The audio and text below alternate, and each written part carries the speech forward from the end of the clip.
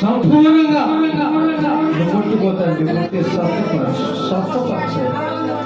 అయ్యా నీ చేతిలో గుండెల్లో భయాన్ని తొలగించు. అయ్యా నీ సన్నిధిలో సాక్షిగా నిలబెట్టుకో.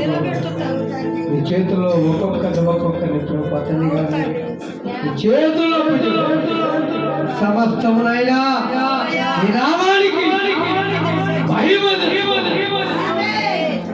నీ నామానికి ఘనత మహిమ ప్రభావం యేసు నామములో ప్రార్థన చేసి నీ చేతుల్లో అప్పచెప్తున్నాం తండ్రి.